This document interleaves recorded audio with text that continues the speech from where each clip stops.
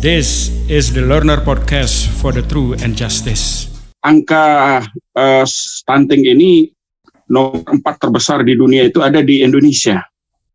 Dan nomor 2 terbanyak di Asia, Indonesia. Nah, dari skala nasional, Indonesia itu menempati, NTB itu menempati urutan ke-29 dalam konteks SDM itu. Ternyata ini problemnya sangat serius, kan kita berarti berada di lembah yang paling dasar ini di tataran global itu. Nah, problem kita ini bukan ternyata pada persoalan kesehatan melulu atau persoalan nutrisi saja, tetapi ada persoalan kebijakan publik yang seharusnya bisa mengeliminir kesenjangan di dalam pendistribusian sumber daya yang bisa digunakan untuk recovery. Nah, celakanya persoalan stunting ini, kalau menurut para ahli, itu ternyata irreversible, sesuatu yang tidak bisa di-recovery, tidak bisa diperbaiki. Berarti ini anak-anak kita yang lahir di Indonesia ini berada dalam keadaan cacat selama-lamanya gitu, seumur hidup gitu, karena ada ketidakmampuan kognisi atau kelemahan kognisi, kelemahan fisik, dan ketika dia besar akan terserang penyakit. Ya, dan ini juga akan berakibat pada belanja negara yang sangat besar melalui BPJS dan lain sebagainya. Nah, yang sangat ironis ya, angka ini ternyata lebih besar daripada korban perang di Afghanistan dan di Irak selama puluhan tahun itu. Jadi kalau kita hitung korban perang di Iran itu hanya 500.000 yang meninggal dan mengalami cacat itu. Itu sudah dengan senapan otomatis, hujan bom dan granat itu. Ya, termasuk yang di Afghanistan itu hanya 375.000. Ya, tetapi persoalannya itu mereka ini kan berada di dalam tekanan, ya, tekanan yang sangat krusial dalam konteks fisik maupun kondisi alam dan lain sebagainya.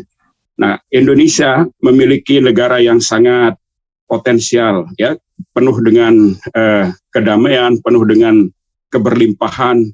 Tetapi sangat ironis ketika kita melihat anak-anak kita ini harus terlahir dalam keadaan stunting.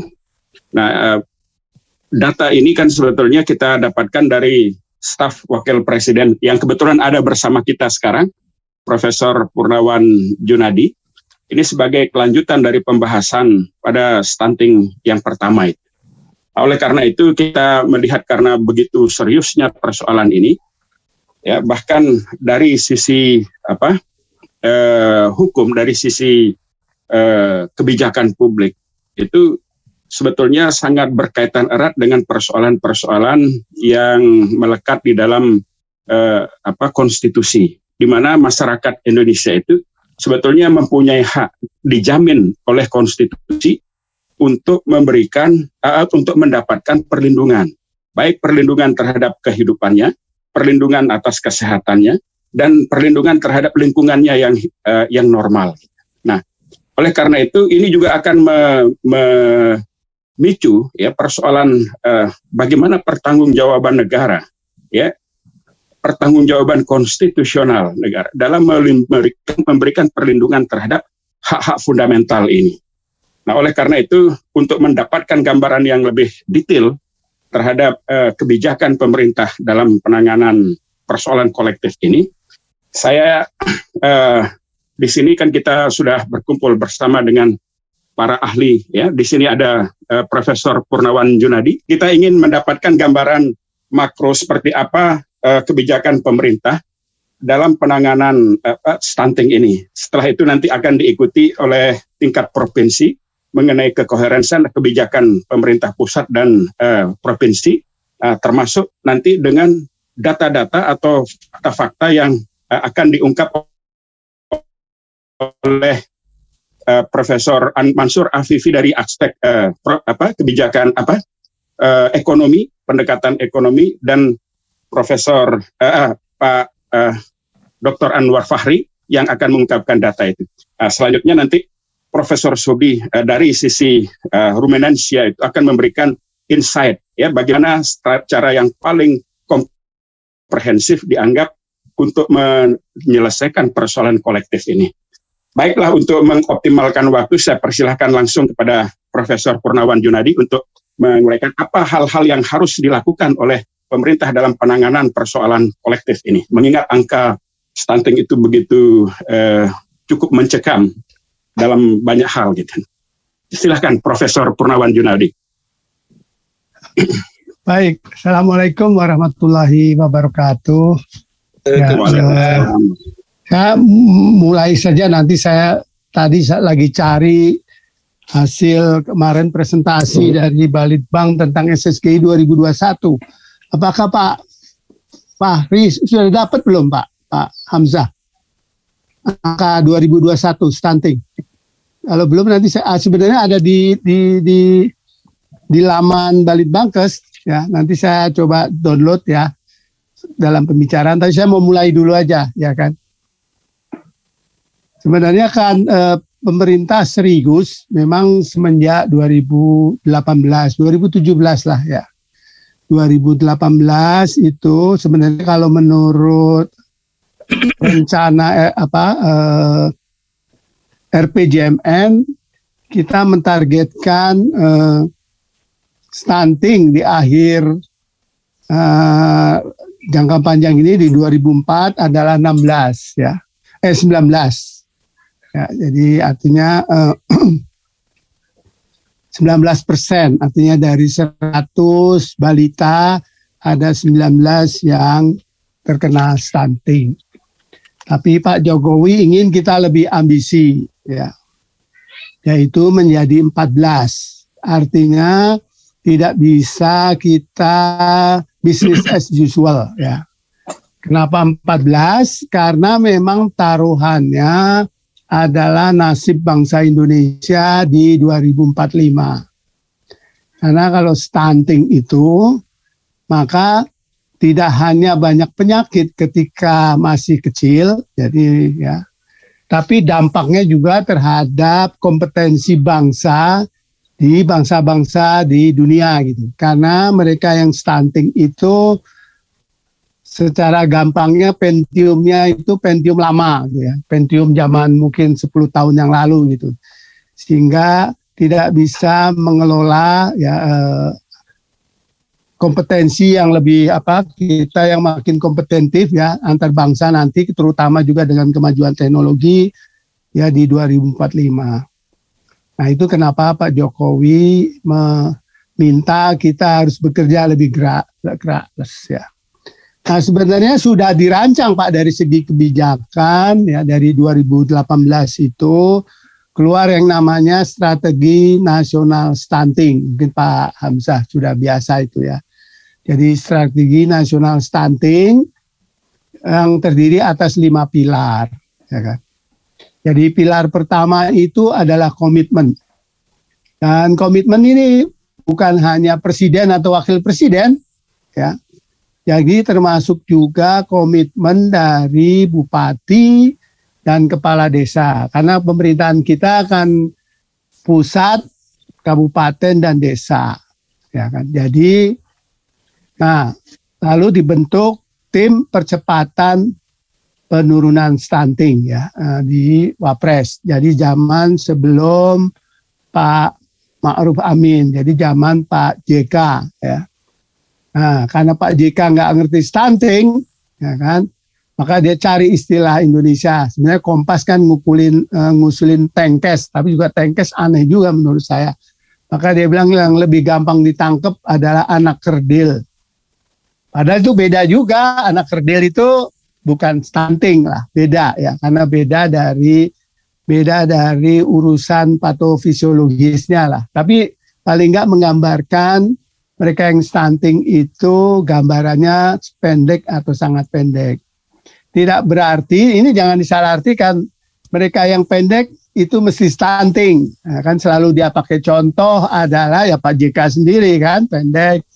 Pak siapa itu presiden kita Habibie kan pendek. Tapi kan ahlinya luar biasa. Tetapi yang stunting pasti pendek kan gitu. Jadi ini dua hal yang mesti jelas. Stunting itu pasti pendek, tapi pendek belum tentu stunting. Ya. Jadi itu pilar pertamanya, komitmen. Nah, pilar keduanya karena stunting ini juga bahkan untuk kalangan terpelajar sendiri juga sebuah istilah yang kompleks, maka perlu ada istilahnya kapasitasi ya. Baik itu pejabat-pejabat di pusat maupun pejabat di daerah tentang stunting. Supaya tadi salah satu kekeliruan tadi, ya itu kok Pak Habibie pendek nggak apa-apa ya kan gitu. Padahal kita memakai pendek sebagai ukuran lah, ukuran paling gampang untuk menduga stunting kan gitu. Ya, karena ukuran lainnya kalau melihat kapasitas otak itu akan lebih sulit lagi ya. Sama seperti dulu ketika mau bilang gondok endemik, ukurannya kan memegang kelenjar gondok. Padahal belum tentu juga itu mewakili dari kerdil yang asli ya. Kerdil yang asli. Jadi perlu ada kapasitasi, perlu ada penjelasan ya kan, karena itu yang namanya peningkatan kemampuan pengetahuan ya. Itu yang kedua. Nah, yang ketiga, karena stunting ini adalah multidimensional, multisektor kan gitu. Jadi memang ada peran dari kesehatan ya kan. Jadi input dari, saya lagi istirahat. Jadi stunting itu by definisi kan neglected, chronically neglected. Jadi kita namanya neglected apa bahasa Indonesia, menelantarkan secara kronik ya dari keturunan kita, baik itu karena kita input yang kurang dalam arti makanan yang kurang selama bertahun-tahun, atau kalau penyakit infeksi yang berulang-ulang. Jadi kan dua itu, jadi input atau output. Karena infeksi maka output keluar terus padahal inputnya udah nggak cukup. Atau ketiga karena pola asuh yang juga neglected, ketelantaran ya, yang juga kronis. Itu yang menyebabkan kenapa stunting juga ada di orang yang mampu. Bahkan orang yang mampu juga ada yang stunting banyak gitu. Jadi kita tahu juga. Nah, itu salah satunya adalah ini fenomena kita urbanisasi ya kan, di mana orang tua bekerja ya kan, sehingga anak juga neglected ya dari segi tadi pola asuh. Maka terjadilah stunting juga di situ. Nah, karena itu kompleks ya. Jadi karena tadi input, kemudian ada persoalan air bersih, ada persoalan limbah, ada persoalan pangan, ya kan. Jadi soal pertanian tadi, ya kan. Maka perlu ada konvergensi antar program. Nah, selama ini banyak gitu. Jadi banyak orang bergerak untuk memperbaiki gizi, ya kan, baik itu bidang sosial, bidang pertanian, dari pendidikan, ya kan, tapi selama ini nggak konvergen, artinya tidak menunjuk sasaran yang sama. Jadi kita mau bikin konvergensi, ya baik dari segi sasaran maupun dari segi wilayah, ya. Jadi ditunjuklah desa-desa yang jadi prioritas di zaman 2018 itu supaya semua konvergen ke sana. Nah, ini memang diminta, kalau tadi adalah komitmen adalah tugas dari Wapres ya, sehingga semua bupati harus menekan komitmen dan itu tercermin di anggaran. Kemudian peningkatan pengetahuan itu ada di Kementerian Kesehatan kan itu ya. Untuk meningkatkan pengetahuan dan stunting, maka konvergensi itu ada di Kemendagri. Maka di Kemendagri karena dia kan yang sebenarnya mengepalai yang punya perintah langsung ke bupati, mungkin Pak Hamzah tahu, ada yang namanya 8 langkah ya konvergensi. Yang di situ masing-masing disatukan sehingga yang diminta semua tadi jadi ada rembuk stunting dari desa. Itu kemudian ujung-ujungnya tercermin dalam RAPBD atau anggaran pemerintah daerah di tahun depannya. Jadi ini makanya saya bilang ini kebijakannya. Apakah itu terjadi? Terus terang tidak terjadi di semua tempat karena ada masing-masing problem lah. Nanti kita bisa cerita. Tapi kan Anda minta apa kebijakannya. Ya kan? Yang keempat adalah ketahanan pangan. Ya, karena memang penting.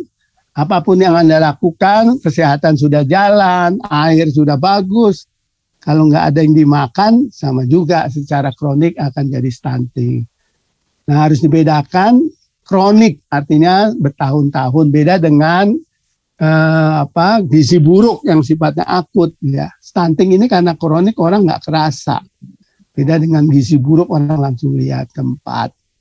Nah, kelima, sekarang dengan Perpres diubah bagaimana kita menyatukan data ya kan tentang stunting. Jadi persoalannya kan terlalu banyak apps ya, dengan kemajuan teknologi semua sektor bikin apps ya kan, Kemendesa bikin apps ya kan, PAUD bikin app, kesehatan sendiri ada ratusan apps. Jadi Pak Menkes sudah bilang lah di kesehatan sendiri ada 200 apps katanya ya. Jadi terlalu banyak orang bikin sistem informasi yang satu dengan lainnya tidak konvergen juga. Jadi Pak Presiden kan minta satu data. Nah, itu yang sekarang mulai dicoba ya, dicoba nanti kita bisa bahas itu lebih lanjut ya. Jadi itu yang terakhir uji coba ya kan. Nah, pada tahun 2021 karena meskipun menurun ya kalau kita lihat dari 27 menjadi 24 kemarin ya. Jadi 2002 kan dari 30-an tahun 2018 menjadi 2007 tahun 2019. 2020 karena pandemi kita nggak bisa ukur tapi secara prediksi sekitar 26,7 jadi turunnya nggak banyak. Tapi tahun ini kemarin berhasil diukur sekitar 24,4 dan NTB termasuk yang tinggi Pak. Makanya tadi saya lagi cari itu berapa ya. Paling tinggi di NTT, memang paling rendah di Bali ya. Jadi dari seluruh kabupaten, seluruh provinsi hanya Bali yang mencapai di bawah 14%. Ada sekitar 6 provinsi itu di bawah 20. Kenapa 20? Karena WHO mengatakan kalau di atas 20 itu masih masalah kesehatan masyarakat. Kalau di bawah 20 itu relatif aman ya kan gitu. Meskipun ya tetap aja kalau kita istilahnya Pak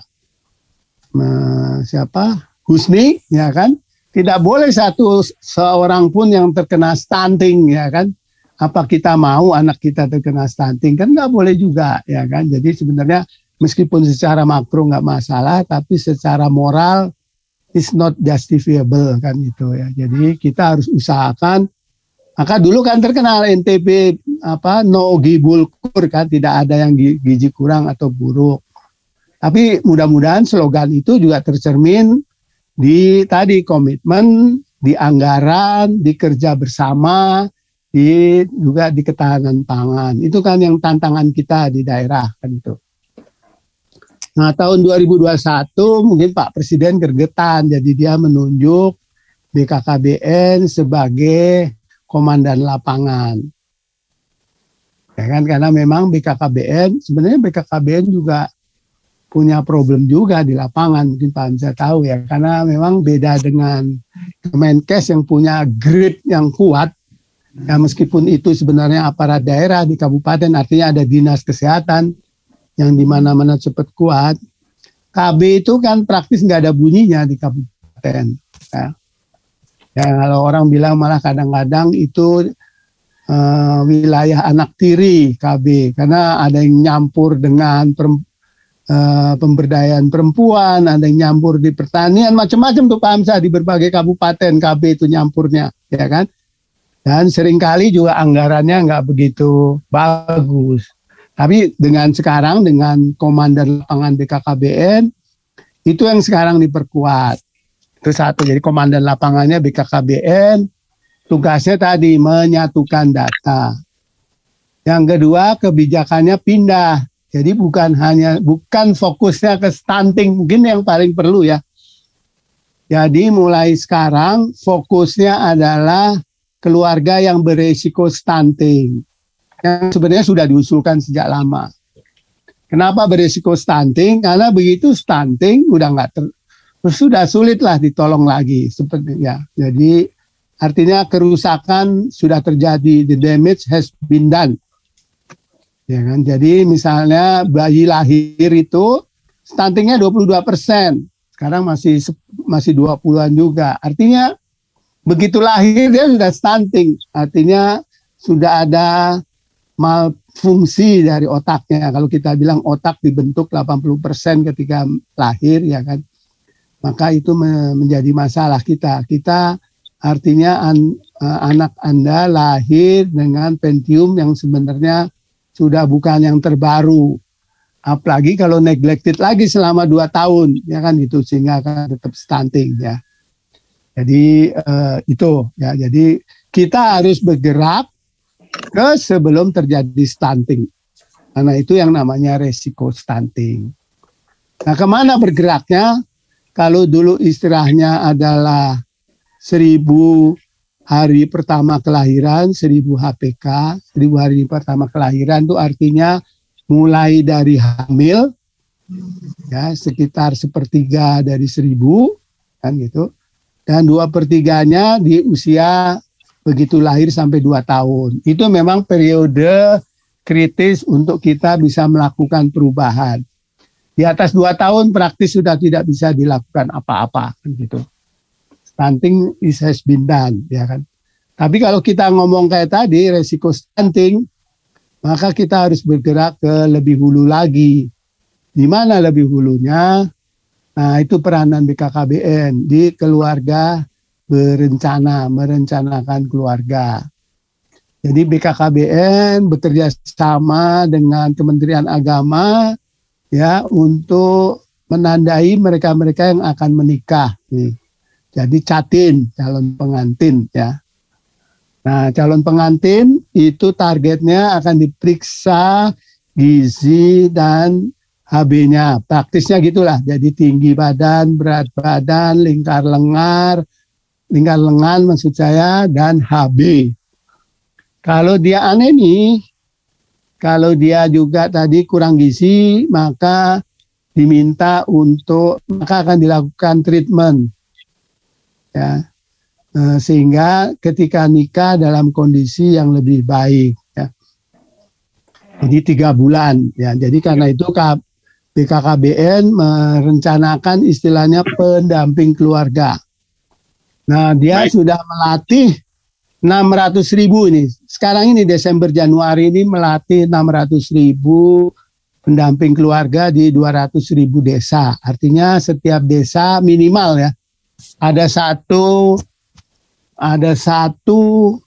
kelompok yang terdiri atas tadi KB, terus PKK, ya kan, dan bidan atau ya tenaga kesehatan untuk yang nggak ada bidan.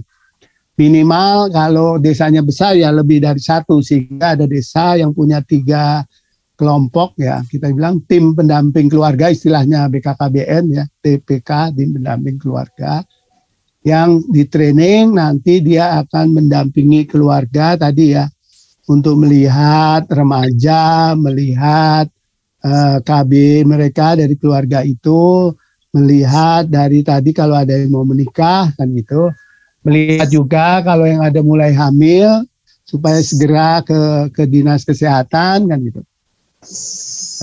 Oke, jadi itu baik. Cuma tantangannya kan nggak mudah itu ya kan. Nah, terus terang Pak Hamzah mungkin nanti lihat di lapangan, karena biasalah BKKBN pengen buru-buru ya kan, padahal ini kan harus kerja bersama ya, konvergen. Jadi itu untuk pengantarnya ya. Untuk sementara ya pengantar dulu ini ya, sebagai brainstorm kita bersama.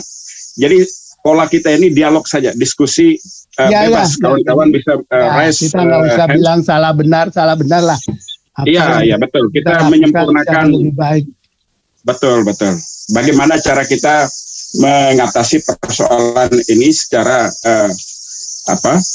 kolektif begitu. Baik, saya kira akan bagus sekali untuk memvisualisasikan kebijakan di tingkat daerah, apa yang sudah kita lakukan dan bagaimana solusi yang terbaik yang harus kita support ya pemerintah, program-program pemerintah yang akan kita support di daerah dalam penanganan persoalan SDM ini atau stunting ini. Silakan Prof. Pak Dr. Fikri, Pak Kepala Dinas, silakan Pak. Terima kasih atas kesempatannya. Di sini juga ada guru-guru saya, Prof ya, Prof PJ tadi masih sehat Prof ya. Ya. Sebelum share screen, saya ingin menyampaikan bahwa saya setuju sekali tadi banyak hal multifaktor kita berbicara stunting ini, dan memang tidak bisa berpikir linier untuk menyelesaikan persoalan stunting ini. Jadi multisektor. Ada teori yang saya dapatkan bahwa kesehatan itu punya daya ungkit 30%. Ya terbesar itu 70% itu dari lintas sektor. Kalau teman-teman kesehatan yang saya lihat di lapangan sangat konsisten, dia tetap melaksanakan kegiatan-kegiatan rutinitas. Tapi ini memang yang business as usual itu saya setuju kalimat itu. Tapi bagaimana sekarang kita memecahkan persoalan-persoalan yang ada di lapangan ya kemudian. Dan kita setuju bahwa ada persoalan stunting ini dari hulu ke hilir. Tidak hanya di tingkat puskesmas, tidak hanya di tingkat posyandu, bahkan sampai ke tingkat rujukan rumah sakit ya. Dan Prof Pur tadi sudah menyampaikan kebijakan nasional ya di NTB ya, dengan saya menyampaikan data yang ada, stunting kita di angka tahun 2019 itu 37,9 berdasarkan survei SSGI ya. Dan kita mulai tahun 2019, kalau menurut SSGI memang ada penurunan kita di NTB, minus sekitar 6,5%. Ya. Artinya sekarang di angka rata-rata di angka kita sekitar 31,4%. Ya. Jadi, tadi Pak Presiden stunting nasional 2024 14%. Ya memang sekarang kalau global ini berarti kita harus menurunkan sekitar, kalau global 0,5, kalau nasional itu 2,6%. Nah di NTB target kita memang 0,5%, tapi memang saya lihat ini belum begitu masif ini kalau 0,5. Ya, nah kita di NTB ternyata ada data 3 tahun terakhir berdasarkan EPPGBM, elektronik pencatatan pelaporan gizi berbasis masyarakat. Nah kita mulai di angka 19,02. Nah dengan inputan sampai terakhir 2021 itu sekitar 100%, dengan balita 406.577 balita, kita sudah menurunkan stunting di angka minus 4,28. Jadi sekarang di angka 19,23. Tetapi sekarang tergantung datanya mau dianut yang mana. Tapi kalau berbicara data EPPGBM tadi adalah data real time yang diinput oleh teman-teman puskesmas di level paling depan. Nah, kalau SSG ini memang survei sekali setahun. Ya, kalau belum lagi pakai Riskesdas dari 5 tahun sekali, itu angkanya berbeda lagi. Ya. Tapi ini kita menjadikan angka pembanding untuk NTB. Nah, apa yang sudah kami lakukan? Nah, mungkin bisa share screen, maaf ya. Ya, ini saya share screen. Tadi yang data saya sampaikan, ini dia. Kalau di sini memang terlihat angka penurunan kita di minus 4,28 yang saya sampaikan tadi. Memang kita sudah nge-push ini penurunannya, tapi masih saja dianggap tinggi NTB karena mulainya 37, kalau mulainya 3 lebih rendah tentunya berbeda hasilnya. Kemudian kita lihat persentase di kabupaten kota, memang kota Lombok Utara masih menjadi atensi, angkanya masih 28 ya, kemudian Lombok Barat 22 dan Lombok Tengah distribusinya. Memang beberapa kabupaten kota yang hijau ini sudah menurun angka stuntingnya, termasuk di NTB kalau kita menggunakan data EPPGM tadi angkanya 19,23. Nah, kami juga sudah melakukan roadmap, tentunya mengacu kepada kebijakan nasional. Kita memperkuat basis data surveillance-nya, makanya menggunakan EPPGM di 2021 termasuk mengidentifikasi determinan stuntingnya. Jadi ternyata di NTB ini banyak kasus merarik kode. Nah, jadi apa tuh, Pak? Menikah pada usia dini. Oh ya, betul. Ya, betul. Nah, itu tadi yang saya mau ngomong, tapi biar mungkin lebih pas Bapak yang ngomong. Ya, jadi saya pernah investigasi di satu tempat Sumbawa lah, saya bilang. Sumbawa sekarang yang angka stuntingnya dikatakan 8,39, tetapi di sana banyak transmigrasi yang memang pindahan dari Lombok, karena Lombok ini kan jumlah penduduknya besar sekali, luas wilayahnya kecil. Nah, Sumbawa kebalikan, jumlah penduduknya kecil, tetapi luas wilayahnya besar. Nah, itu banyak transmigrasi dari Lombok di satu daerah. Saya lihat ini potensi 1 atau 2 tahun ke depan akan terjadi stunting cukup besar kalau merarik kodenya nggak dicegah di sini, di Sumbawa ini, walaupun angkanya paling kecil. Nah, kita tahu faktor determinan stunting tadi disampaikan. Nah, kami analisis beberapa kasus di Lombok ini terkait dengan pola asuh dan ini tadi remaja menikah dini. Untuk itu kita sudah punya perda ya, perda bahkan ada punishment-nya di situ. Tetapi di taraf implementasi saya lihat belum maksimal ini perda yang sudah ada, yang sudah disahkan setahun yang lalu ya. Nah, dengan yang sudah kita lakukan di NTB, baik itu tingkat provinsi ya, ini saya bilang business as usual ya. Tetapi upaya program ini tetap kita lakukan dan memang ada hasilnya ya. Ada hasilnya bahkan sampai tingkat kabupaten kota, dan beberapa kabupaten kota juga sudah melakukan kegiatan-kegiatan berupa inovasi yang berbicara tingkat hulu ya. Nah, kita pemerintah provinsi punya satu program yang disebut Posyandu Keluarga, revitalisasi Posyandu. Ya, ini memang di era Zulrohmi ini mengusung revitalisasi Posyandu. Itu intens sekali Ibu Wagub mengawal program ini ya. Apa bedanya dengan Posyandu yang ada? Posyandu yang ada berbicara Posyandu KIA, tetapi di Posyandu Keluarga ini ada kolaborasi, ada integrasi lintas sektor di sini. Di situ ada KIA, Posyandu Remaja, Posbindu termasuk lansia intervensinya. Nah, memang arahnya ke ketahanan keluarga, dan kalau BKKBN bergerak di bidang keluarga tadi, KB, nah tentunya dia harus lebih kuat lagi nanti mengintervensi aspek-aspek ketahanan keluarga di tingkat ini, dan wadahnya adalah Posyandu Keluarga. Nah, itu yang kita inginkan.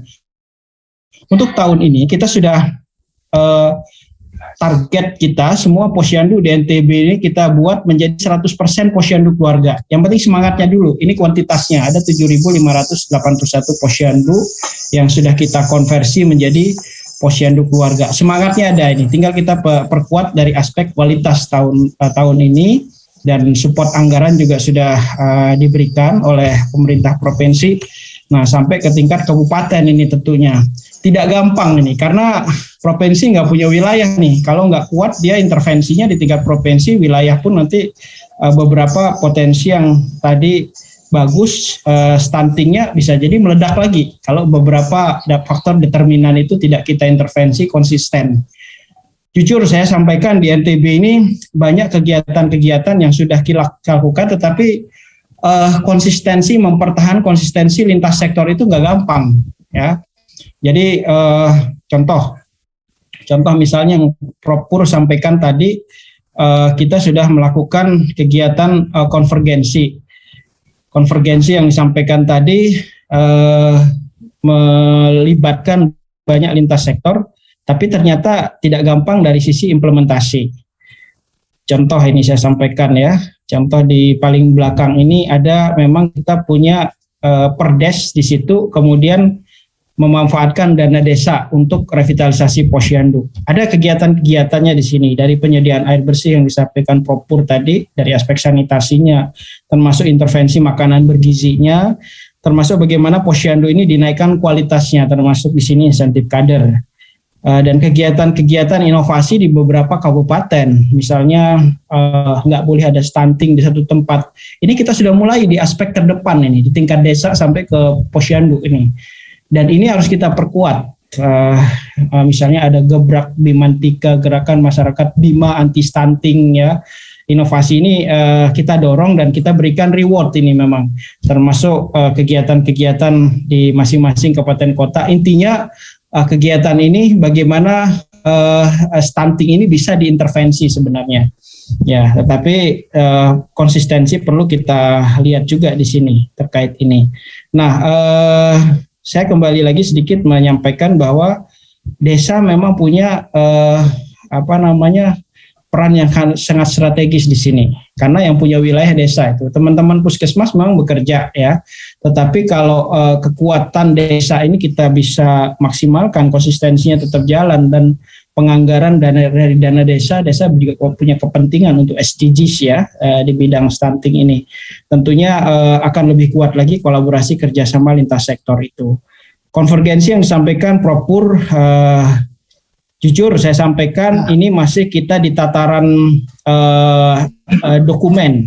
Di tataran implementatif ini ternyata banyak persoalan-persoalan di lapangan.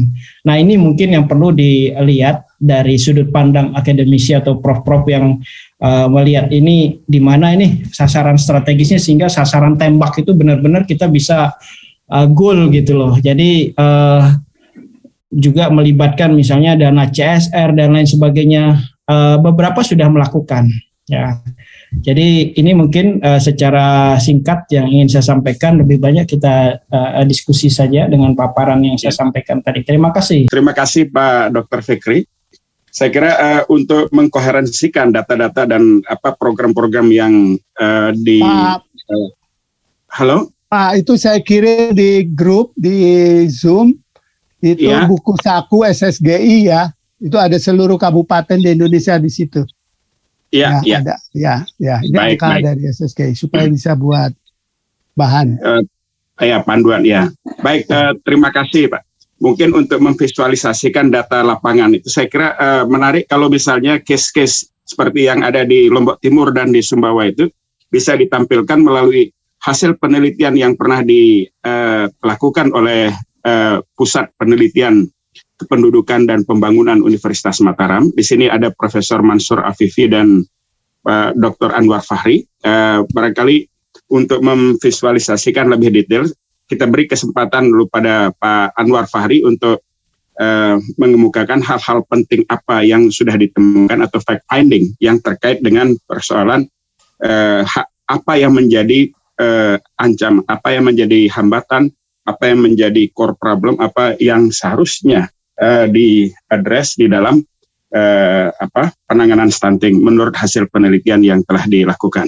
Setelah itu nanti kita akan memberikan kesempatan pada Profesor Subdi dan Profesor Mansur Afifi dari aspek ekonomi dan peternakan mungkin ya untuk peningkatan kualitas nutrisi kolektif kita dalam penanganan stunting. Saya persilahkan kepada Pak Dr. Anwar Fahri untuk menyampaikan atau mengemukakan hasil penelitiannya. Silakan Pak. Ya, terima kasih Pak. Bismillahirrahmanirrahim. Assalamualaikum warahmatullahi wabarakatuh. Mudah-mudahan suara saya bisa terdengar ya. Oke, jadi baru saja di-share oleh Prof. PJ ya tentang updating data untuk setiap provinsi di Indonesia. Saya lihat beda dengan apa yang disampaikan atau berdasarkan dari EPPGBM ya. Kalau SSGI urutan kabupatennya ya sudah beda nih. Nah, saya sebut aja ya apa disampaikan baru ini update terakhir. Saya kira ini yang dipakai kan, yang dipegang menjadi pegangan kita. Jadi stunting untuk NTB tahun 2021 itu 31,4%. Yang tertinggi itu Lombok Timur 37,6.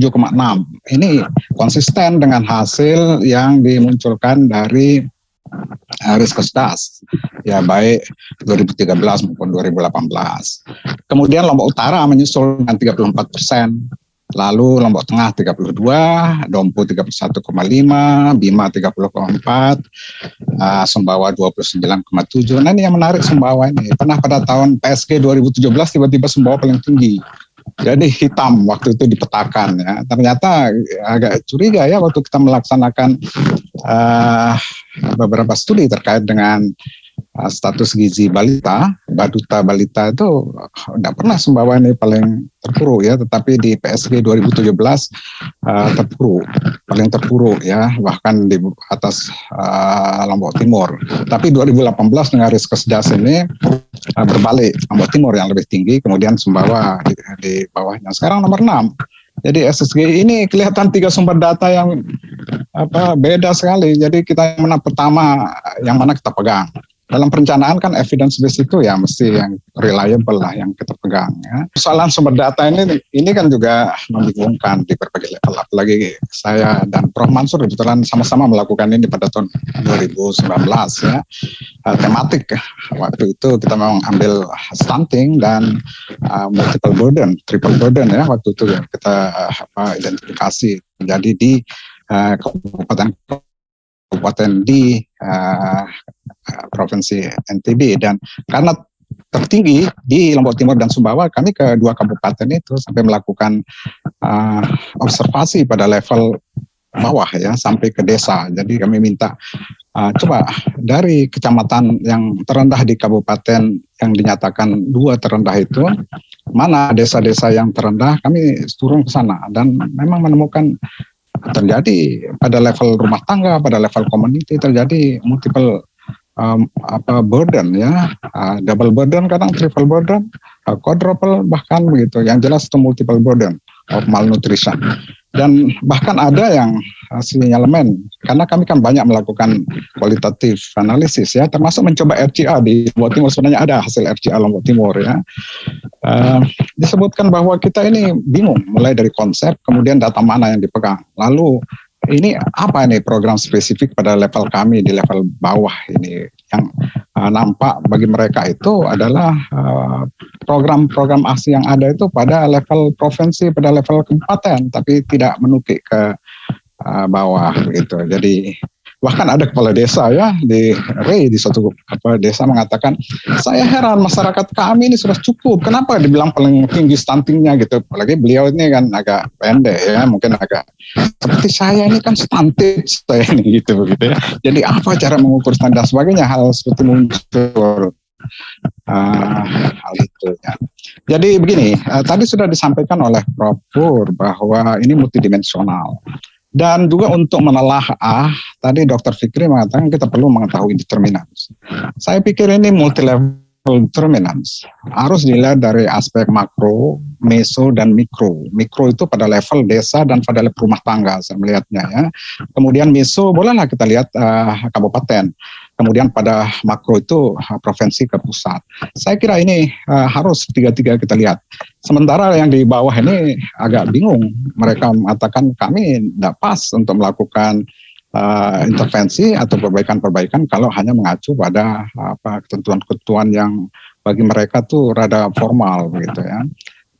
Sehingga mereka menginginkan sebenarnya masing-masing di kabupaten itu ada rumusan pada level yang lebih rendah. Persisnya seperti apa yang digerakkan gitu. Saya kira itu menjadi penting karena kita tidak bisa mengenerasikan determinants itu. Bahkan setiap kabupaten akan beda. Pada waktu yang berbeda, tahun-tahunnya juga akan berbeda. Ya, kalau kita lihat penurunan stunting di NTB ini kan laju itu bagus penurunannya, pesat pada tahun 2013-2018 berdasarkan Riskesdas. Tetapi begitu 2018 ke 2021 kan melamban ya, tidak landai tetapi melamban ya karena sumber data yang berbeda juga.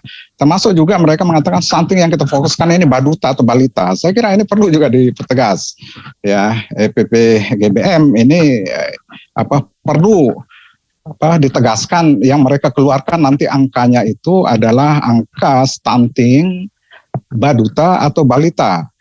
Yang rekapnya ya, termasuk juga bagaimana dengan wasting, dengan underweight. Ya, jadi status gizi lainnya, tidak bisa hanya kita terlalu berfokus pada stunting gitu pikiran mereka, bahkan gitu terjadi banyak kasus wasting. Jadi dalam rumah tangga itu ada kasus stunting, ada kasus wasting, ada kasus underweight gitu. Jadi menjadi paradoksikal malnutrition itu terjadi pada level rumah tangga, pada level community, pada level desa gitu. Community itu di bawah sub desa ya. Nah, sebenarnya kalau kita mau betul-betul spesifik intervensi ini, maka masing-masing kabupaten memiliki intervensi plan of action sendiri. Jadi mereka harus memahami apa determinan seperti apa yang diharapkan oleh Dr. Fikri tadi. Itu benar sekali. Dan juga di setiap kabupaten itu akan beda-beda. Mungkin nanti ada tipologi di situ. Nah, banyak sekali hal-hal kualitatif. Sebenarnya dengan Prof. Mansur ini, Prof. Mansur sudah menyampaikan di Bapnas tentang tematik topik ini ya, tentang stunting ini. Mungkin nanti saya akan sampaikan ya beberapa hal apabila sampai sana. Tapi saya kira karena waktu kita terbatas, masih Prof. Mansur Afifi juga masih banyak yang akan disampaikan. Saya kira karena saya bagian dari tim beliau, belum lagi Prof. Suhub dan sebagainya. Jadi saya akhiri dulu sampai di sini. Nanti berikutnya saya akan. Baik. Menarik sekali ya. Ada data yang berbeda yang ditemukan di lapangan oleh Pak Anwar Fahri dari peneliti Pusat Kependudukan dan Pembangunan Universitas Mataram. Mungkin untuk memperjelas sedikit barangkali karena ini penelitinya ada Profesor Mansur Afifi juga di sini dan sedikit nanti kita akan memberikan kesempatan pada Profesor Subdi langsung setelah Profesor Mansur. Baru kita kembalikan kepada Profesor Purnawan Yudadi untuk menanggapi persoalan perbedaan data yang ditemukan oleh Pak Dr. Anwar Fahri ya terkait dengan persoalan stunting ini. Saya persilahkan Pak Profesor Mansur Afifi untuk mengelaborasi mungkin penguatan ataukah ada hal-hal yang ingin disampaikan terkait dengan. Silakan Pak. Jadi memang kita menemukan perbedaan data yang tadi seperti juga sudah disampaikan oleh Pak Fikri. Rasa dari Riskesdas berbeda, SSGI berbeda, kemudian yang data PSG juga berbeda. Nah, perbedaan ini wajar saja Pak, karena memang metodenya berbeda, samplingnya juga berbeda, sehingga hasilnya juga berbeda. Ada yang kerangka samplingnya itu provinsi, ada yang tingkat kabupaten. Jadi hasilnya ya tentu tidak mungkin sama ya, karena metodenya yang digunakan berbeda. Nah, persoalannya sekarang kita kan menggunakan metode pengumpulan data itu dengan metode sampling yang canggih. Seharusnya perbedaannya tidak terlalu besar. Kalau terjadi perbedaan yang terlalu besar, pasti pertanyaan sebagai seorang peneliti itu, ini metodenya seperti apa, asumsinya bagaimana, kerangka samplingnya bagaimana. Nah, di situ pasti ada persoalan. Karena tidak mungkin kalau kerangka samplingnya itu baik, kerangka samplingnya itu menggunakan teknik sampling yang solid, tidak mungkin hasilnya terlalu besar diskrepansinya seperti yang kita lihat ini. SSGI misalnya 31,4. Kemudian dulu Riskesdas tahun 2018 itu 42,6 misalnya di NTB. Ini kan hebat sekali kok bisa turun dari 42 ke 31. Padahal kalau kita lihat di tahun 2013 itu data NTB itu menurut Riskesdas itu 51,7. Nah, ini dibuat oleh Kementerian Kesehatan bersama dengan BPS sebagai tenaga ahlinya untuk, karena yang digunakan adalah kerangka sampling susunasi. Jadi itu data-data yang kita temukan. Tapi dari catatan kita Pak Hak, bahwa angka kita itu kesimpulannya tinggi, bahwa angka stunting di NTB itu tinggi meskipun pakai sumber data yang berbeda-beda tadi itu. Jadi ya kalau kita boleh simpulkan ya sepertiga lah dari balita atau batuta atau batita ini juga tidak jelas ini ya. Apakah yang kita lihat ini batuta, batita atau balita? Ini juga tiga hal yang berbeda ini. Kalau kita ukur tiga-tiganya itu hasilnya juga akan berbeda karena samplingnya berbeda. Nah, yang pasti kalau kita lihat bahwa sepertiga lah dari balita kita ini mengalami stunting. Nah, itu yang menjadi persoalan kita yang harus kita address. Nah, tadi misalnya kita punya 8 hasil riset ini Pak Hak ya, 8 langkah konvergensi gitu ya. 8 langkah konvergensi itu kan mulai dari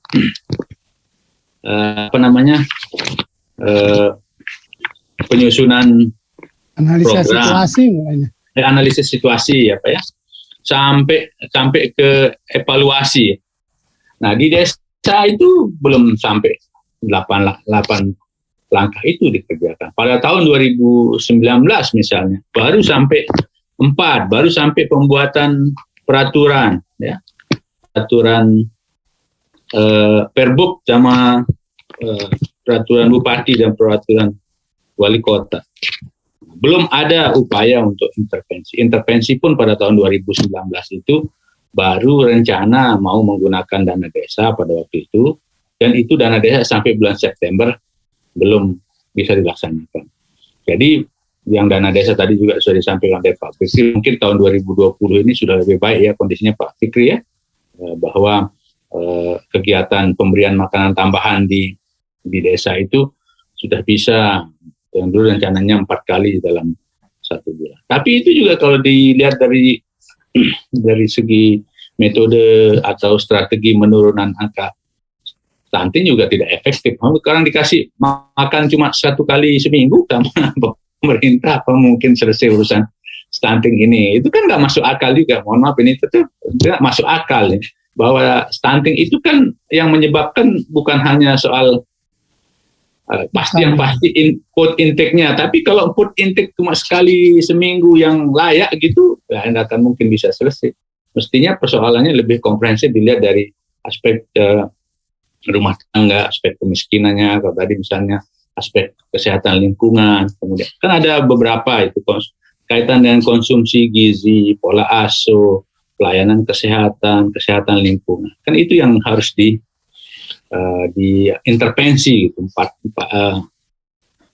aspek itu. Nah, kalau hanya konsumsi gizi saja kan belum selesai urusan itu, masih akan berlanjut persoalan stunting, tidak akan bisa tuntas. Jadi perlu juga tadi pola asuhnya bagaimana, kemudian pelayanan kesehatan seperti apa, kesehatan lingkungannya juga seperti apa. Ini juga yang harus diselesaikan. Jadi PR kita besar Pak, besar sekali. Dan itu tidak mungkin bisa dilaksanakan dalam jangka pendek, harus direncanakan dalam jangka panjang berkesinambungan terus menerus. Dan itulah sebabnya petugas kesehatan ini jangan pernah lelah untuk untuk mengabdi gitu. Karena kita tahu bahwa ini banyak kan pengabdian ini. Kebahagiaan karena kondisi penganggaran kita yang belum memuaskan. Kita kembali nanti kalau kita bicara penganggaran panjang nanti Pak, kita stop di sini saja. Saya kira ini cukup dulu untuk pengkoherensian data tadi ya. Saya kira bagus sekali ada input yang disampaikan dari data-data penelitian ya, hasil penelitian yang dilakukan oleh Pusat Penelitian Kependudukan dan Pembangunan. Saya kira sebelum kita kembali lagi kepada Pak Profesor Purnawon yang akan menanggapi persoalan perbedaan data dan bagaimana strategi kita untuk mengkoherensikan data-data itu, kita di sini bersama Profesor Subdi yang juga merupakan ahli di bidang peternakan, yang salah satu isu yang paling dasar berkaitan dengan nutrisi. Bagaimana strategi Profesor Subdi yang bisa ditawarkan untuk mengatasi persoalan kolektif kita melalui pendekatan nutrisi atau yang berkaitan dengan peternakan tadi. Saya kira ini karena mendapatkan input yang sangat bagus ya, kita dari Dr. Anwar Fahri itu memberikan rekomendasi untuk bagaimana melihat dari perspektif yang berbeda ya. Silahkan Pak Profesor Subdi, kami persilahkan untuk apa sebetulnya gagasan atau solusi yang akan ditawarkan di dalam penanganan persoalan stunting ini. Silahkan. Saya mungkin mulai bahwa lihat nanti ke gizi Pak. Ada beberapa hal yang mungkin tidak bisa saya eliminir otak saya untuk pergi ke gizi dulu Pak. Saya ingin melihat secara umum dari pemahaman saya tentang stunting ini Pak. Kalau data tadi itu saya justru kalau sama data di Indonesia ini Pak, saya jadi kaget Pak. Kalau berbeda nggak apa-apa Pak. saya lihat. Saya ulangi lagi, kalau datanya dia jadi sama, saya kaget Pak. Kalau dia berbeda ya, dan itu yang diharapkan berbeda. Saya kasih contoh begini. Kalau ada bantuan di RT ini Pak, orang daftar jadi prasejahtera Pak, supaya dapat bantuan. Tapi kalau ada hal yang lain juga pindah dia Pak, begitu. Jadi data di Indonesia ini sangat labil sekali Pak, sesuai dengan kebutuhannya. Nah oleh karena itu data agraria beda, data dinas kesehatan beda, dan lain-lain. Semua punya data Pak. Kenapa punya data? Karena ujung-ujungnya nanti untuk menghidupkan dirinya dengan data itu Pak. Nah oleh karena itu data ini yang masih repot di kita ini. Kita tidak punya, ada biro statistik juga kadang-kadang, ya misalnya survei tentang banyaknya ternak, pergi aja di atas, dia di pohonnya kira-kira begitu, jadi tidak jelas. Itu yang saya lihat pertama Pak.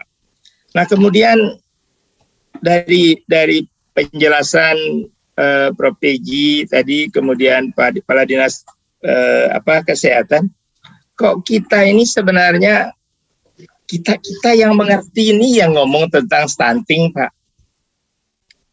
Pergi nanti pindah Pak, datang ke hotel berbintang lagi, pindah lagi dari provinsi ke Jakarta, terus lagi.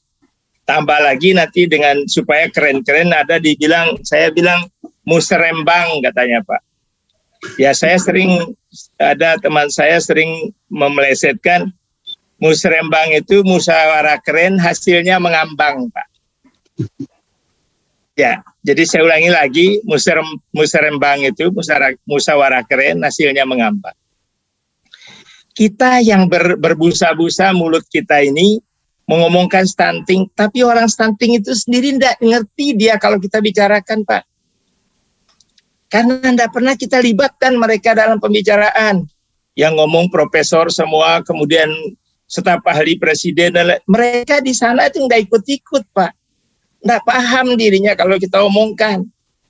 Nah kalau itu pendekatan kita ini Pak, tidak akan selesai stunting ini.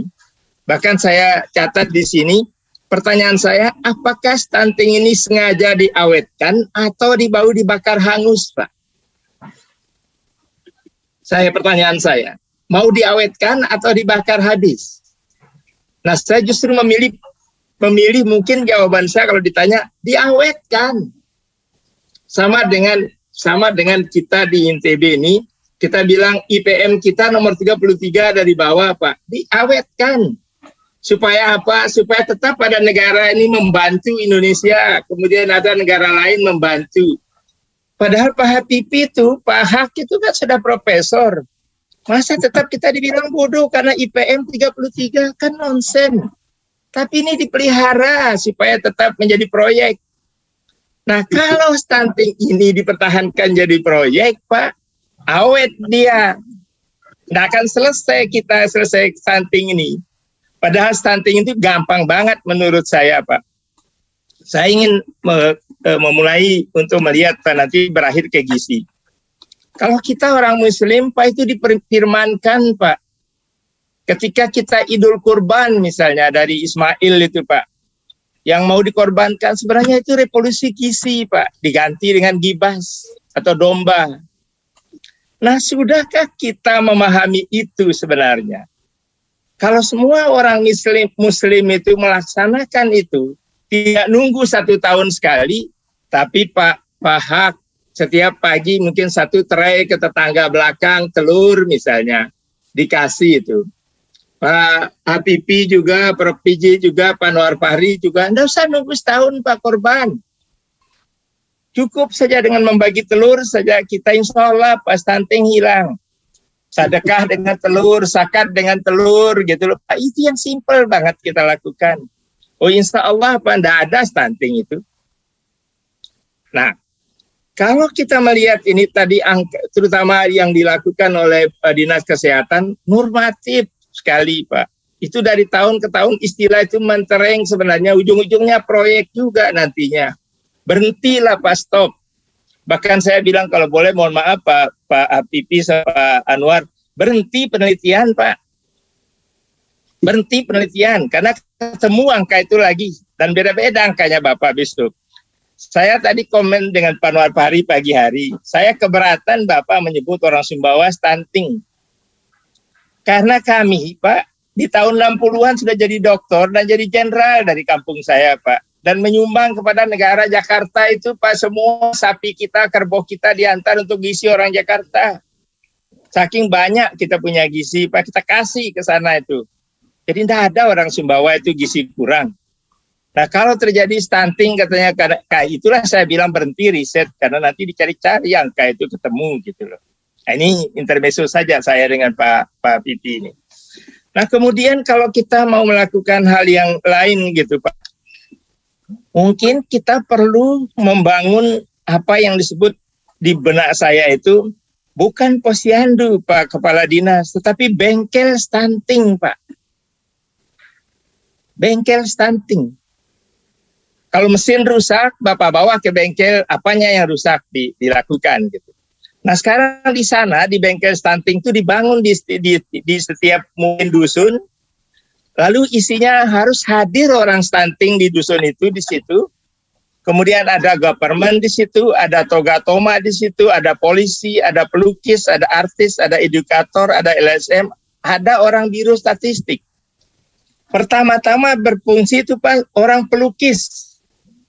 Kita cari anak yang stunting itu siapa yang stunting, lukis, dia terus buat kira 6 x 4 meter gitu, taruh di dinding di situ.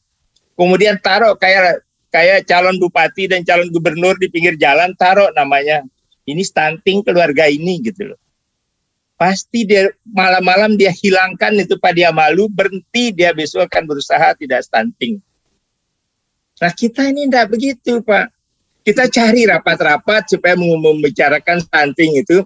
Keren dia di hotel-hotel supaya banyak pekerjaan kita. Ada program dinas kesehatan. Tambah lagi sekarang dari 24 menjadi 14%. Wah lama sekali itu proyeknya jalan itu.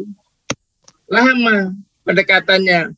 Nah oleh karena itu kalau bengkel ini bisa dibangun di situ, polisi kira-kira kalau ada orang stunting dikejar begitu. Kemudian departemen masing-masing apa sumbangannya di situ. Nah ini yang perlu dilakukan. Kira-kira kalau itu bisa kita lakukan dengan baik, insya Allah stunting itu bisa hilang. Nah yang ketiga Pak, stunting ini supaya kita mengerti, masukkan dia dari kurikulum sekolah dari SD sampai perguruan tinggi. Sebentar Pak Subdi, saya sedikit komentar itu, sedikit saja. Karena berdasarkan hasil penelitian, ya, stunting ini merupakan kondisi yang irreversible, artinya sesuatu yang tidak dapat diperbaiki. Arti kalau kita misalnya melakukan intervensi di saat dia ditemukan dalam keadaan stunting, menurut Profesor Purnawan Junadi ini juga sebetulnya tidak ada gunanya, sehingga pemberian makanan tambahan, program-program PMT dan lain sebagainya itu hanya program excuse. Nah, ini yang menjadi persoalan. Apakah kita mengintervensi stunting itu pada saat dia ditemukan, atau sebelum, seperti yang tadi disampaikan itu, diintervensi pada sebelum dia menjadi catin, calon pengantin itu. Ya, nah, ya. Ini sekadar gambaran. Ya, gini Pak. Yeah. Begini, dulu kita beli mobil Pak, mobil baru dalam kotak. Lalu setelah kita pakai dia rusak Pak, dibawa ke bengkel, bisa dikembalikan jadi baru lagi. Dibeli under deal-nya. Lah kalau Bapak berpikir bahwa stunting itu tidak bisa direcovery, berhenti sudah, kita ngapain capek-capek? Apa mau dibunuh Bapak orang-orang yang sudah stunting itu masukkan ke lubang-lubang lalu dibunuh dia? Tapi mereka kan menjadi dosa keturunan Pak, yang diurus oleh keluarganya. Nah sekarang bagaimana kita supaya orang stunting itu ada malu di diri kita gitu loh. Harus begitu. Saya tidak percaya tidak bisa direcovery orang stunting, Pak. Memang misalnya mentalnya sudah rusak dan lain sebagainya. Tapi kalau di keluarga itu juga stunting, kan stunting katanya tadi hormon bisa rusak, pola berkognitifnya bisa rusak. Siapa yang mau laporkan kepada temannya juga kalau dia stunting anaknya lagi besok, dia akan kawin sama stuntingnya. Nah mungkin dia kawin sama orang. Sekarang mohon maaf saja, saya tanya, apakah anaknya Profesor Apipi mau dikawinkan sama orang stunting? Enggak bisa. Pasti beliau enggak mau. Nah, oleh karena itu kita harus bagaimana dia mendekatkan orang stunting itu supaya dia cukup sampai di dia saja stunting itu, Pak. Jadi di orang lain jangan ada stunting lagi. Nah, mereka juga butuh hidup, Pak. Nggak bisa tidak. Jadi kita selamatkan dia dulu hidup, lalu dia akan mengatakan kepada keluarganya, ya biar saya saja, nak, yang stunting, kamu jangan. Kamu sekolah nanti, kamu gizinya bagus, itu kata. Tapi jangan ngantar telur hanya 1 hari, terus naik ke koran, selesai. Tapi kalau mau misalnya peternakan ini, yang ngomong peternakan, kasih ayam 5, kasih kandang 1, kemudian dalam 3 bulan dikasih dia makanan, disiapin sampai ayamnya bertelur, Pak. Nah, lalu dia diajarkan 1 hari dia dikasih anaknya makan telur 1-1. Tapi kalau bapak lepas dia, begitu kasih dia telur atau kasih sapi apalagi, pulang dia bilang ke istri suaminya, Pak, kita tidak pernah ada TV, tidak pernah ada ini, Pak, kita jual saja ternak itu, kita jual ayam itu, kita tidak pernah makan ayam taliwang. Dia jual, Pak.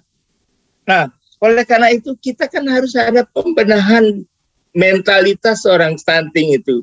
Karena sesungguhnya orang stunting itu kan multidimensi. Orang miskin sebenarnya awalnya, Pak. Kalau tidak dia miskin kan daya belinya nggak ada. Nah, kalau dia mau dibakar orang stunting, bakar orang miskin dulu, Pak. Tapi ingat, miskin itu tidak bisa dihapus karena Al-Quran menyebutkan ada fakir dan miskin. Kalau kita hilangkan Al-Quran, kita hilangkan. Baik, kita sampai di sini dulu untuk sementara. Kita memberikan tanggapan dulu kepada Profesor Purnawan untuk menanggapi 2 hal ya. Satu yang berkaitan dengan data, yang kedua berkaitan dengan irreversible conditions tadi. Saya kira ini waktunya Profesor Purnawan untuk mengkoherensikan data tadi atau seperti apa yang harus dilakukan oleh pemerintah dalam hal ini untuk mengkoherensikan data-data yang dianggap berbeda tadi di dalam penanganan supaya lebih tajam lagi. Kemudian yang kedua, persoalan apakah memang benar ya irreversible situations atau conditions tadi itu sesuatu yang terberi atau sesuatu yang memang hanya sekedar persoalan yang bisa diatasi secara teknis. Silakan Profesor Purnawan. Ya, baik. Nah, saya catat tadi beberapa yang kita bisa diskusikan ya di luar yang Pak Hak sebutkan ya. Ya. Oke, ya kita satu tentang tadi EPP BGM dengan SSGI ya. Itu memang sumber keramaian lah, keriuhan ya di berbagai kabupaten, tidak hanya di NTB, di berbagai tempat, karena perbedaannya jauh, ada yang kadang-kadang tinggi, ada yang kadang-kadang lebih rendah, ya kan. Ada yang di tempat lain EPBGM-nya lebih tinggi daripada SSGI. Nah, jadi gitu kita lihat Bupati kadang-kadang mengambil data yang ya kita pakai yang lebih rendah aja. Cuma saya mau menjelaskan tadi dibilang Pak Afifi ya. Apa sih logikanya EPP BGM ya kan dengan SSGI ya kan gitu. Jadi EPP BGM itu kan sebenarnya surveillance, Pak, ya. Jadi artinya untuk melihat pergerakan dari bulan ke bulan. Ya. Jadi itu diukur berat badan menurut umur. Sebenarnya begitu, Pak. Yang diminta itu sebenarnya berat badan menurut umur. Tidak perlu tinggi badan menurut umur. Karena kalau kita mau detect stunting, jangan detect setelah stunting. Tapi detect ketika mulai ada gangguan pertumbuhan. Jadi ketika berat badannya itu terganggu. Misalnya nggak naik dalam bulan depan gitu. Jadi kalau 1 bulan, 2 bulan itu dia nggak naik, maka segera itu diintervensi. Itu yang tadi kenapa kita penting mendeteksi sebelum dia stunting. Karena itu perlu dilakukan surveillance, ya, monitoring bulan ke bulan perkembangan berat badannya menurut umur. Itu, ya. Nah, beda untuk dengan SSGI. SSGI memang adalah untuk evaluasi. Nah, saya mau kasih contoh, ya kan, ketika dulu Prof. Razak Taha S3-nya kan di Keruak, ya. Dan dia mengukur tinggi badan dan berat badan. Nah, karena dia kan S3-nya tentang gizi. Ya. Untuk mengukur tinggi badan, dia datangkan tuh ahli gizi, lulusan ahli gizi, ya. Tidak cuma lulusan ahli gizi, memang yang terpilih dari Unhas, ya kan. Satu Akbar, kalau Bapak kenal dulu Akbar, satu lagi yang perempuan yang sekarang juga menjadi staf gizi di Unhas, ya kan. Dan mereka mentrain orang untuk melatih mengukur tinggi badan. Ya. Nah, ketika dipakai datanya kan gitu, diukur, setahu saya hampir setahun ini diukur. Nah, kok tinggi badan di bulan berikutnya bisa berkurang? Kalau berat badan berkurang bisa dong. Tapi kalau tinggi badan bulan ini 80, bulan depan 79 kan aneh. Artinya bukan soal di anaknya yang berkurang tinggi badannya, tapi persoalan di pengukurannya. Padahal itu sudah training menurut WHO. Ya. Itu yang kenapa kita nggak menganjurkan EPP-BGM untuk mengikir tinggi badan sebenarnya. Karena yang ngukur tuh kan macam-macam tuh. Ada kader, ya, ada petugas kesehatan, ya kan. Jadi kalau menurut Pak Dedi Dahlan tuh bagus tuh. 3S standar. Pertama, pengukurnya standar enggak? Makin sedikit yang ngukur, makin konsisten. Makin banyak yang ngukur, maka kualitasnya bervariasi. S pertama, pengukur. Kedua, alat ukurnya standar enggak? Karena kalau alat ukurnya beda, ya dengan sendirinya beda. Jadi alat ukur pun harus standar. Nah, ini kan problem kita di Posyandu. Berapa yang punya alat ukur yang standar yang disetujui. Yang ketiga, cara ukurnya, jadi SOP-nya. Nah, ini seringkali menjadi problem. Karena mengukur tinggi badan tidak bisa satu orang. Itu standar dari Akademi Gizi, itu standar dari WHO. Mengukur panjang badan harus minimal 2 orang. Belum lagi bayi kita kalau diukur kan menangis, Pak. Ya, jadi kita nggak anjurkan memang mengukur tinggi badan di EPBGM. Tapi sudah terjadi lah, ya. Sudah terjadi, apa boleh buat kan gitu. Sebenarnya kan kalau mengukur, makanya di SSGI itu trainingnya intensif, Pak. Ya kan. Orangnya pasti D3 itu, ahli gizi lulusan D3. Sehingga paling nggak, ya masih ada yang salah juga, Pak. Kalau kita lihat kalibrasi atau pengukurannya, mereka juga ada masalah gitu. Bayangkan itu yang sudah D3 aja ada masalah, gimana kalau kader. Tapi emang masalah ini akan dipecahkan, ya. Jadi Pak Menkes sendiri kepengen ke depannya, ini kan karena Balitbangkes akan hilang, Pak. Karena semua peneliti akan ke BRIN, ini kan pemerintah ini jadi repot juga kan. Peneliti-peneliti Balitbangkes juga akan ke BRIN. Ya, Balitbangkes akan menjadi Badan Pengkajian BKPK, ya, Badan Kajian Kebijakan Kesehatan, ya, saya lupa ya, namanya ya, Pembangunan Kesehatan BKPK, ya, yang tidak boleh melakukan penelitian lagi. Jadi mau nggak mau akan ini Pak Hamzah mungkin ya berita bagus ya, ke depan kita akan pakai EPP-BGM datanya nih. Nah, bagaimana memperbaiki EPP-BGM itu kan persoalannya kan gitu. Saya sih usulkan dengan ini, memang sebenarnya kan di TP2A kita sudah akan usulkan untuk memperbaiki EPP-BGM, tapi belum berhasil lah, dananya nggak dapat. Yaitu misalnya yang dilakukan di Jawa Timur. Jadi karena kebutuhannya sebenarnya sekali setahun aja cukup. Maka di Jawa Timur itu sekali setahun pada bulan penimbangan vitamin A, yang ukur tinggi badan bukan kader Pak Hamzah, tapi dinas kesehatan dan puskesmas turun. Ya. Jadi mereka melakukan training untuk mengukur tinggi badan, melengkapi alat, ya kan, alat mungkin sekali 5 tahun bisa, melakukan training supaya SOP-nya sama. Dan pada bulan Agustus, kenapa bulan Agustus kan Pak Hamzah tahu, bulan penimbangan, bulan vitamin A kan gitu. Sehingga yang datang akan lebih banyak.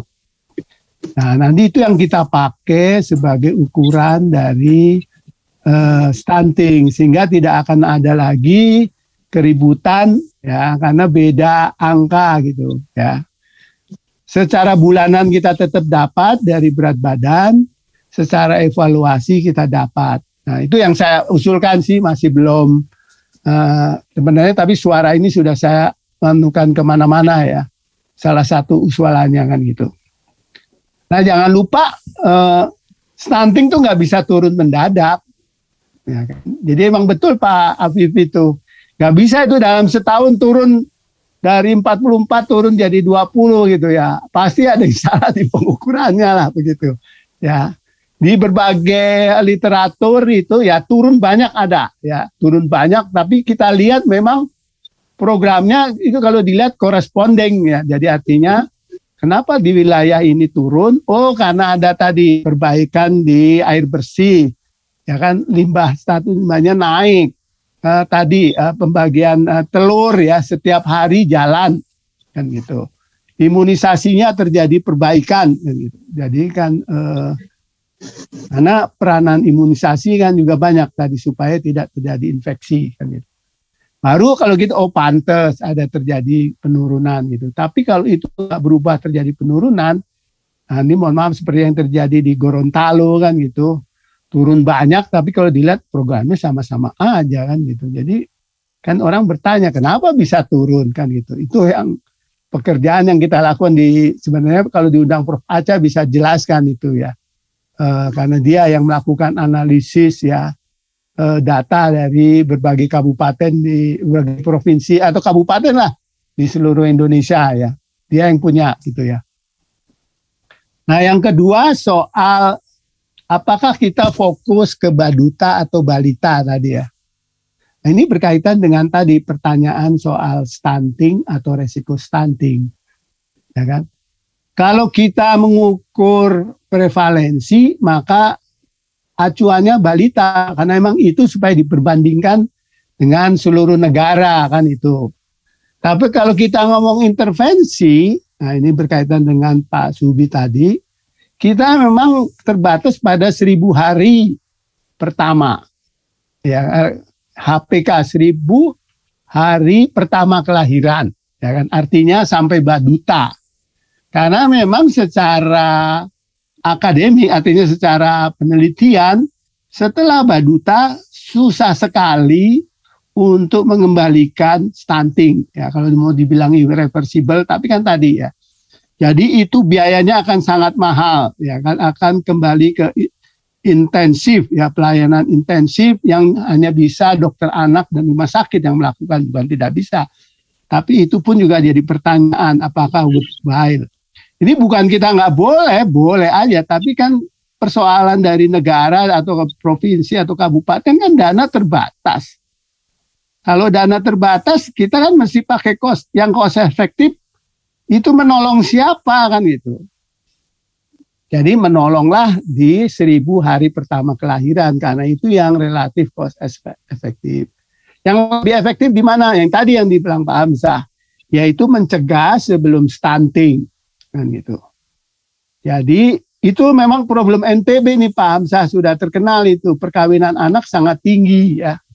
Bahkan ada beberapa penelitian kan dari UI di sana kan, karena banyak juga terus terang keluarga-keluarga minta dispensasi kan Pak, supaya anaknya boleh dinikahkan meskipun belum memenuhi aturan undang-undang perkawinan. Dan ada 30.000 jumlahnya Pak permintaan dispensasi itu di tahun lalu.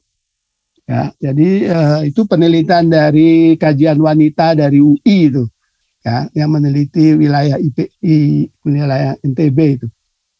Kenapa perkawinan anak itu penting kita cegah? Karena anemi di ibu hamil di yang anak itu sangat tinggi, 82%. Ya kan? Padahal anemi salah satu penyumbang stunting. Jadi kalau kita tadi termasuk memberikan kapan memberikan telurnya yang paling efektif, ya kan? Tadi kalau dia catin tapi juga ada anemi. Sehingga ketika dia mulai melahirkan, mulai hamil, sudah dalam kondisi yang lebih baik. Itu prioritas yang sekarang prioritas. Yang kedua, ketika dia mulai hamil, ya kan? Apalagi kalau dia hamilnya anemi. Nah, problem di lapangan adalah menemukan hamil pada bulan pertama. Nah, itu saya nggak tahu berapa angkanya di NTB ini. Ini memang kita harus mengundang, terus terang Pak, memang bukan tanggung jawab Pak Hamzah sendiri nih, kan Pak Hamzah di provinsi. Tanggung jawabnya sebenarnya kan di kabupaten dalam hal kesehatan, ya. Jadi memang harus ditanya orang kabupaten, ya kan. Berapa yang bisa ditemui ibu hamil pada bulan pertama? Karena kan umumnya ditemui pada bulan ketiga. Padahal pada bulan ketiga otak sudah hampir selesai processingnya. Apakah bisa diperbaiki? Seperti tadi, kalau bilang bisa diperbaiki, mah bisa terus. Tapi artinya beda dengan mobil ya, yang bisa kita ganti. Kalau mobil kan rusak karburator, ganti aja kalau nggak mungkin diganti. Nah, orang otaknya nggak mungkin diganti, Pak. Kalau sudah jaringannya lebih jarang, nanti kalau perlu lain waktu kita bisa fotokan ya. Orang yang anak yang stunting dengan anak yang normal ya, jaringan otaknya. Yang tidak mungkin lagi ya diperbaiki ya. Tapi kataan tidak mungkin kan tadi, cost-nya akan sangat luar biasa kan gitu. Untuk memperbaiki itu kan itu. Karena itu memang paling kalau dari segi pemerintah kita harus maju ke preventing stunting. Itu kenapa bunyinya TP2AK. Ya kan, percepatan pencegahan anak kecil atau pencegahan stunting. Kalau sekarang bunyinya di BKKBN percepatan penurunan angka stunting. Karena itu BKKBN bergeraknya ke lapangan, ke keluarga. Nah, ini yang mungkin juga minta bantuan juga dari Pak Hamzah tadi. Persoalan berikutnya kan BKN buru-buru ngelatih orang tuh Pak Hamzah ya. Tapi kita sudah dengar Pemda menolak ya kan, desa-desa lah khususnya Pak. Ya ini kan problem di desa, sudah dilatih belum tentu diterima karena memang siapa yang mengirim itu untuk dilatih. Ini kan persoalan Pak. Nah, kenapa BKKN buru-buru? Nah, ini persoalan anggaran juga nih. Ini problem ketiga nih Pak. Anggarannya harus selesai tahun lalu Desember. Kan biasa ya kan, kalau uang pemerintah harus selesai akhir tahun. Padahal baru turun bulan November anggaran pelatihan itu. Jadi kan ya itulah harus buru-buru melatih 600.000 orang dalam waktu 1 bulan. Yang impossible. Nah, ini saya kali lagi juga tadi yang Pak Habibie bilang tentang 8 aksi konvergensi. Misalnya ini saya kalau bisa share, coba saya share ya. Ini kan jadwal dari 8 aksi dikaitkan dengan perencanaan APBD ya daerah kan gitu. Nah, kalau kita tahu kan pagu anggaran itu kan ditetapkan pada bulan Februari, Maret tuh sudah ada rancangan RKPD. Maka rembuk stunting harusnya berjalan pada bulan Februari. Ya baik itu desa maupun kabupaten. Prakteknya, nah saya nggak tahu di NTB ya, yang saya tahu di Banggai karena saya waktu itu melihat Banggai. Rembuk stunting sudah Agustus gitu. Jadi artinya kalau dilihat Agustus ya sulit sekali nanti jadinya revisi kan KPD. Jadi itu yang kadang-kadang nggak cocok antara 8 aksi dengan perencanaan daerah. Kenapa? Karena memang kan APBD selalu telat turun, Pak. Itu problem di mana-mana kan gitu. Mereka nunggu uangnya turun baru ngelakuin rembuk stunting. Ya pasti ya Juni-Juli, jadi kan gitu. Nah mereka jungkir balik supaya bisa masuk di anggaran tahun depan kan gitu. Itu kan juga salah satu problem kita di lapangan kan gitu. Jadi ya itu tadi ya.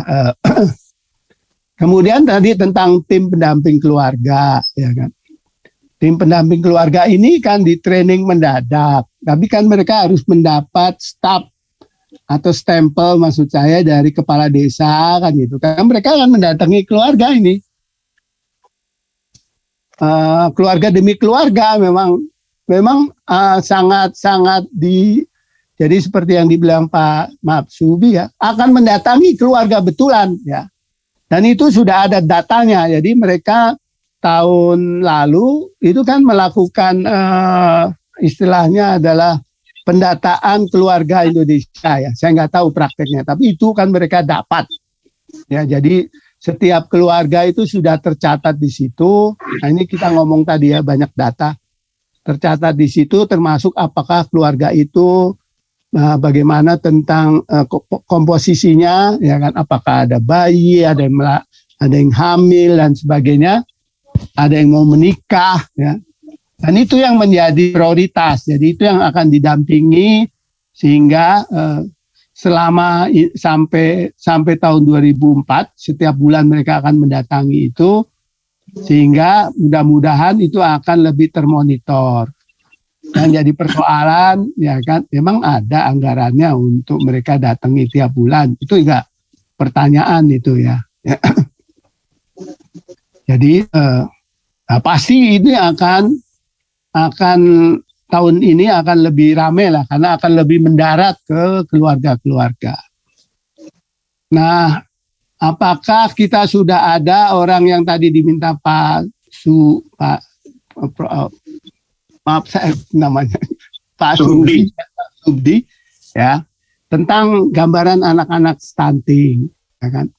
Itu sudah dilakukan juga itu di NTT ya kan. Jadi setiap anak difoto kan itu, diukur, oh anak kamu stunting. Tapi ini malah menjadi drawback Pak, ya kan? Karena begitu dibilang stunting itu menjadi stigma tadi ya. Menjadi tidak mau lagi datang ke posyandu kan gitu. Jadi itu drawback kalau kita bilang anak ibu stunting. Ya kan? Karena itu kita nggak pernah bilang anak ibu stunting. Jadi angka stunting ini adalah angka agregat, tapi kita tidak menunjuk orang ke orang. Yang kita menunjuk orang ke orang adalah tadi yang punya resiko stunting. Jadi memang ada yang baru melahirkan sudah stunting, angkanya 12% tuh di NTB ya. Angka SSGI ya Pak ya, angka sorry. Nanti saya kasih lihat berapa tadi angka di SSGI.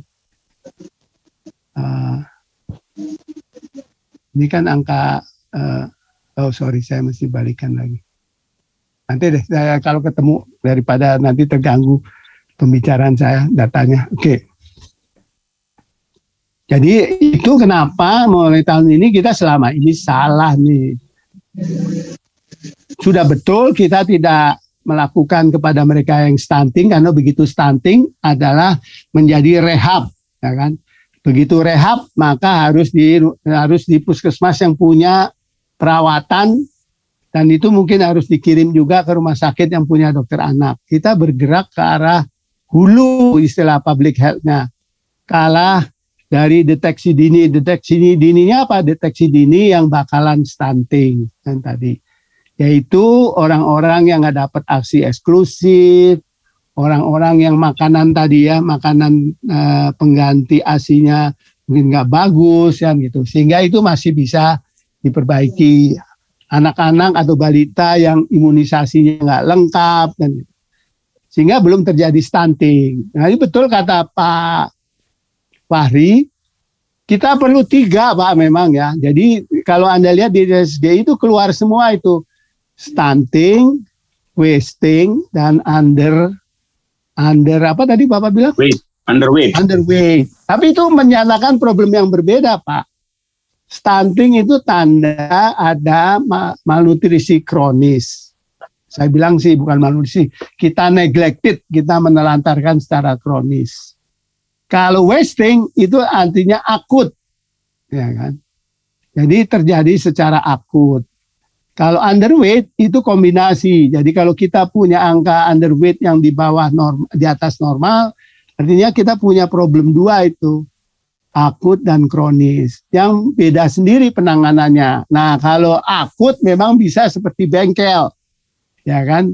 Itu yang dulu dilakukan di berbagai tempat. Mereka yang gizi buruk dikirim, ya kan? Dikirim ke tempat-tempat tertentu. Kalau misalnya di Jawa Barat itu dikirim ke Puncak, dekat Puncak, di sana diperbaiki gizinya sebulan, ya kan, sehingga gizinya membaik.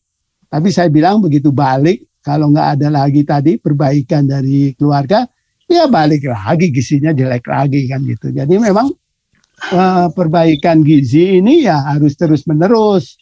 Itu kenapa perlunya pemberdayaan. Bisa dipadatkan sedikit Pak, karena waktu itu dia yang terakhir karena tadi kan isunya itu. Baik. Jadi isunya kan itu, kita nggak bisa mempunyai bengkel stunting, bengkel gizi buruk bisa, ya, karena itu akut gitu. Kalau kita mau ngomong stunting, memang kita harus bergerak ke lebih hulu. Itu intinya, Pak. Terima kasih. Baik, insya Allah. Saya kira ini pembicaraan yang merupakan preliminary discussions.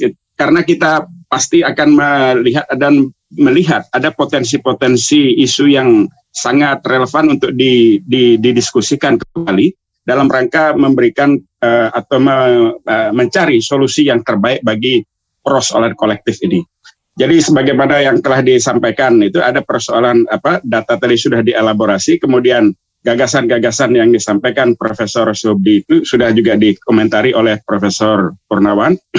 Saya kira ini untuk memberikan feedback lagi kepada kawan-kawan yang lain, baik Pak Dikes maupun Profesor Mansur Afifi dan Anwar Fahri. Kita akan sambung pada sesi yang berikutnya ya. Dan saya mengucapkan terima kasih banyak atas diskusi tentang access to justice.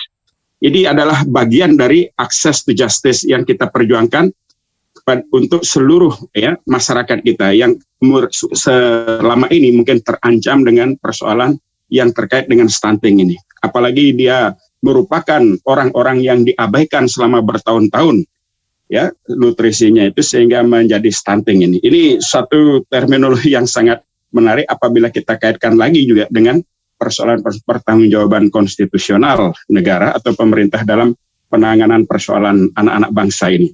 Baik, sekali lagi saya ucapkan terima kasih atas semua perhatian, partisipasi dan diskusi yang disampaikan dalam Dialog the Learner Podcast for the Truth and Justice ini.